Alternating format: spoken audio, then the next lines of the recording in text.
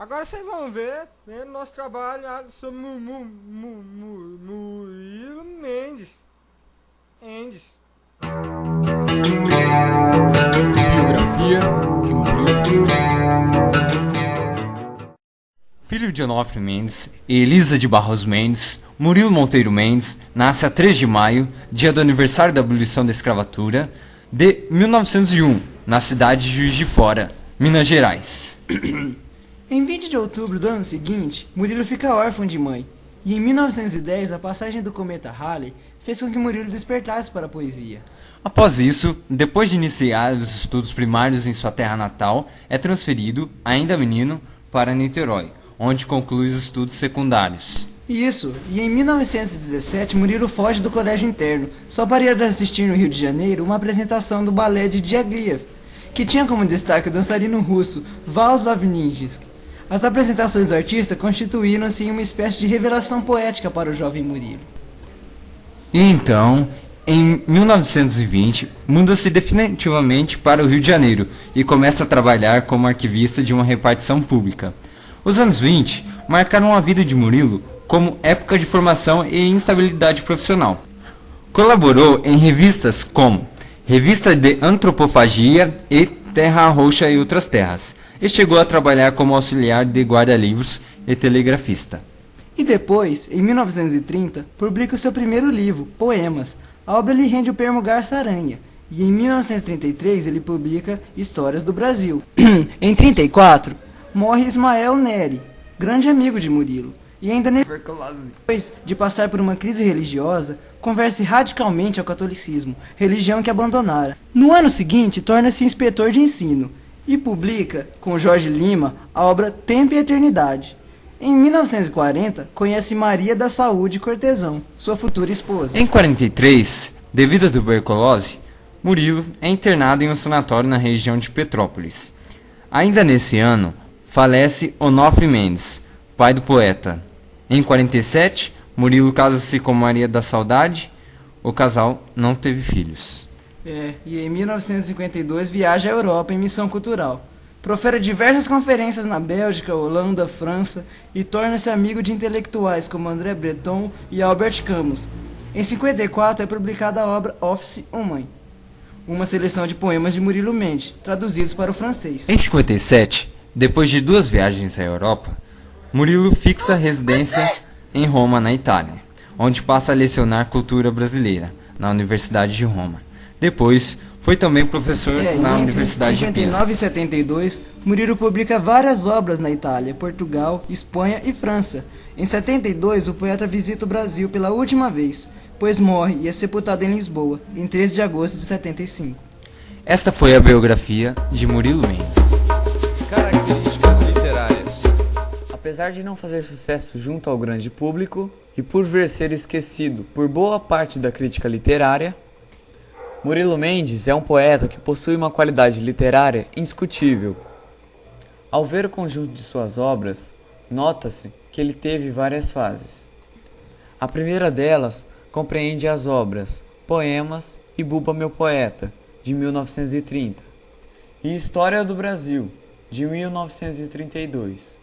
Essas obras têm característica da primeira fase do modernismo, como a reescritura de textos históricos em forma de paródia, predomínio de linguagem coloquial e, principalmente, humor e irreverência. As influências da primeira fase duraram pouco. Nas obras seguintes, ele modificou muito seu estilo.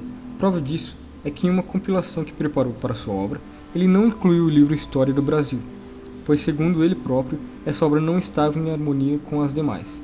A partir da obra Tempo e Eternidade, de 1935, escrito em colaboração com Jorge de Lima, nota-se a religiosidade, fruto da adesão do poeta ao catolicismo. Passa a ser um novo componente da poesia de Murilo Mendes.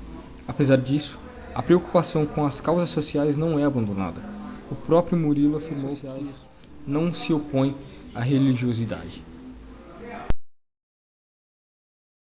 Nas obras posteriores, Murilo Mendes incorpora à sua poesia elementos do surrealismo, não só das técnicas de composição, mas também a forma como os surrealistas encaram o mundo, ou seja, o desregramento dos sentidos humanos: a desordem, caos, liberação dos poderes imaginativos por meio dos sonhos e da magia. Tudo isso com o intuito de romper com a falsa ordem castradora que predominava através dos séculos, visando a renovação não só dos valores artísticos, mas também dos políticos. Nas últimas obras compostas por ele, percebeu-se o uso de novas técnicas de composição, como neologismos, sinais gráficos com significação expressiva, jogos de palavra, etc. Essa experiência com a linguagem aproxima muito a fase de Murilo Mendes ao concretismo. No entanto, devido às várias vertentes literárias presentes em sua obra, fica fácil entender o motivo pelo qual Murilo Mendes sempre faz questão de dizer que não pertence a nenhuma escola literária.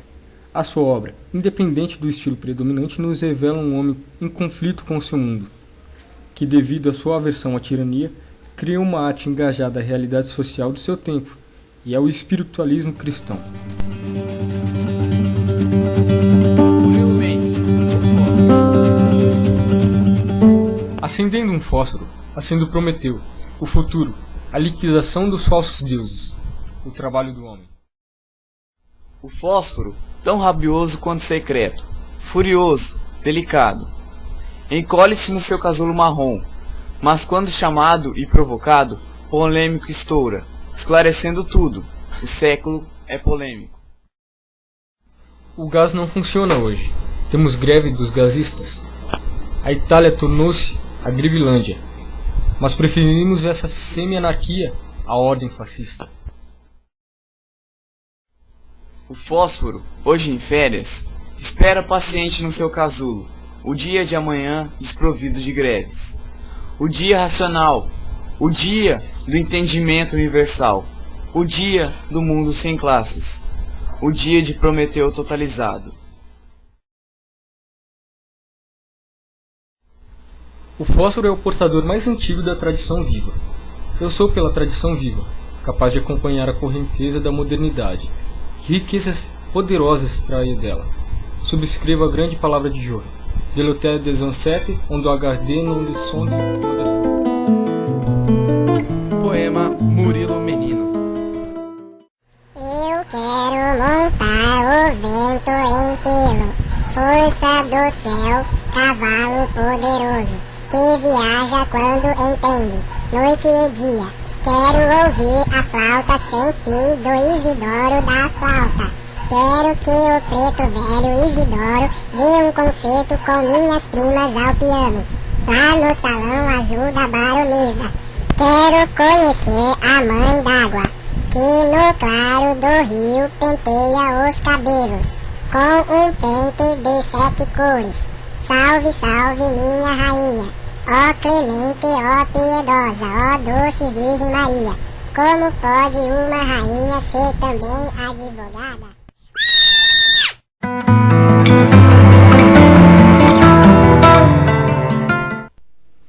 Estamos aqui com Murilo Mendes. Boa tarde, Murilo. Boa tarde. Bom, Murilo Mendes, desde o início, toda a sua atividade literária tem estado ligada à palavra liberdade. Ela, para você, é sinônimo de poesia e de autenticidade cristã. Como você se declara, Murilo Mendes? Eu sou um homem que espia a maré. Espio os movimentos culturais, evidentemente de vanguarda, porque os movimentos retrógrados não me interessam. Portanto, procuro extrair deles uma síntese. Eu sou um homem de essência. É preciso não esquecer que tenho uma formação francesa. Estudei Descartes. Ai, que lindo. Mas é um grande admirador também dos anticartesianos, como Baudelaire, Rimbaud, Mallarmé. Bem, eu sou obrigado a sair da modéstia e dizer que já se tem dito de mim. Eu sou complexo, tenho muito de racionalista e de irracionalista. Ai, Murilo, você não distingue fronteiras entre a realidade e a irrealidade. Não sei. Me recuso. Acho-as fluidas. Devo muitíssimo a Baudelaire. Ultimamente deram a Mallarmé o título de Dante da era industrial. Mas acho que Baudelaire é o principal poeta moderno. Nossos maiores problemas atuais estão contidos ao menos em germen na sua obra. Não só em Les Fleurs do Mal, mas nos poemas em prosa, nos seus admiráveis artigos sobre artes plásticas e nas suas traduções. Portanto, a liberdade limita-se à censura. Se não admito nenhum hífen entre poesia e liberdade, como no meu livro intitulado Sem Transição Nenhuma, Poesia e Liberdade. Por outro lado, aceito sinceramente a censura criteriosa. O que antigamente era proibido a menores de 18 ou 21 anos, hoje, na era da televisão, baixou para, digamos, 10 anos. Mas sou contra essa inflação de revistas pornográficas. Trata-se de uma destruição do charme feminino. Uma destruição que é um dos maiores inimigos da poesia. Porque o ser humano é sacro, não por pertencer a determinada religião, pelo fato de ir à missa, nada disso, mas pela simples razão de a Bíblia ter dito que o homem foi criado à imagem e semelhança de Deus. Então foi uma sacralidade implícita dizer que foi violada? Violada, sim, mas vou dizer uma coisa que talvez possa parecer absurda. É passível que nós estejamos entrando numa época profundamente religiosa, que não se conhece. Repito, não é uma aderência a uma determinada religião. É uma ânsia de se superar os limites humanos. Essa busca pode exprimir-se até pela ciência, pelas conquistas espaciais. Tudo isso eu acho que participa do sagrado. Quanto ao fato de Gagarin, na primeira vez que ele foi ao espaço, ter declarado que não viu Deus, uma menina de 10 anos em Madrid, há algum tempo, ao saber disso, respondeu: "Não acho isso nada de extraordinário, porque no catecismo eu tinha 5 anos quando me ensinaram que Deus é um ser onisciente, todo-poderoso e invisível." Há 15 anos você vive fora do Brasil. Como vê lá, mesmo com distorções intencionais de certos grupos políticos? O meu amigo e poeta português Jorge da Sena disse que o Brasil é um país surrealista, e eu, chegado a essa idade, posso subscrever esse aforismo. O Brasil de fato é surrealista. Hoje o Brasil está num período de grande progresso material, mas para mim o progresso que canta é cultural e espiritual. E como conciliar a doutrina de pobreza da Igreja com uma justiça social maior? Eu dou uma opinião de ordem pessoal. Hoje, chegado a essa idade, eu acho que o catolicismo e o cristianismo em geral quase impraticável, porque o Cristo nos pede o máximo. O que ele nos pede? Sede perfeitos como o Pai Celeste é perfeito? É terrível. Amai-vos uns aos outros. Amai-vos uns aos outros, ó Cristo terrível. Agora eu penso que, conhecendo o homem, ele pede o máximo para que o homem dê o mínimo. Bom, estamos encerrando nossa entrevista. Obrigado, Murilo Mendes, para o Jornal da Veja. Eu que agradeço, foi uma ótima oportunidade essa entrevista.